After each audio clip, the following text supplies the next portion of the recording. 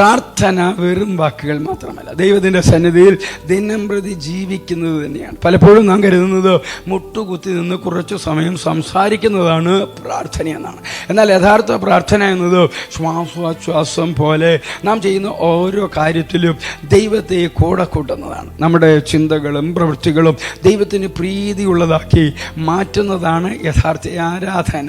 ദൈവവചനം ഇപ്രകാരം പറയുന്നു, ഇടവിടാതെ പ്രാർത്ഥിപ്പിൻ, എല്ലാറ്റിനും സ്തോത്രം ചെയ്യുവിൻ. 1 തെസ്സലോനിക്കർ 5-17-18 വാക്യങ്ങൾ. ബൈബിളിലെ ഹാനോക്കിന്റെ ജീവിതം ഇതിന് വലിയൊരു ഉദാഹരണമാണ്. ഹാനോക്കിനെ കുറിച്ച് വചനം പറയുന്നത് ഹാനോക്ക് ദൈവത്തോടുകൂടെ നടന്നു എന്നാണ്.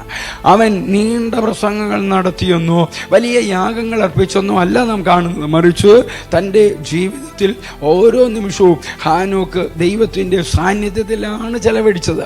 ആ നടത്തമാണ് മരണത്തെ കാണാതെ ഹാനോക്കിനെ സ്വർഗത്തിലേക്ക് എത്തിച്ചത്. പ്രാർത്ഥന ഹാനോക്കിന് ഒരു ചടങ്ങായിരുന്നില്ല, അത് ഹാനോക്കിൻ്റെ ജീവിതമായിരുന്നു. നിങ്ങൾ പ്രാർത്ഥിച്ചു കഴിയുമ്പോൾ പ്രാർത്ഥന അവസാനിക്കുന്നില്ല.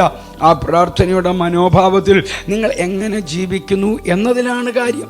ഏറ്റവും നല്ല പ്രാർത്ഥന വാക്കുകളില്ലാത്തതാണ്. അത് ദൈവത്തോടുള്ള ഹൃദയത്തിൻ്റെ നിശബ്ദമായ സംഭാഷണമാണ്.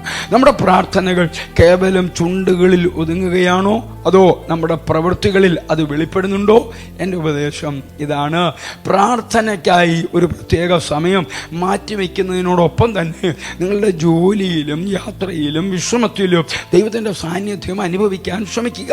ഓരോ ചുവടിലും കർത്താവേ അവിടുന്ന് കൂടെയുണ്ടല്ലോ എന്ന ബോധത്തോടെ ജീവിക്കുക. അങ്ങനെയുള്ള ജീവിതം വാക്കുകളേക്കാൾ വലിയ പ്രാർത്ഥനയായി സ്വർഗത്തിലെത്തും. ദൈവത്തോടൊപ്പം നടക്കുക, കർത്താവിൽ ജീവിക്കുക.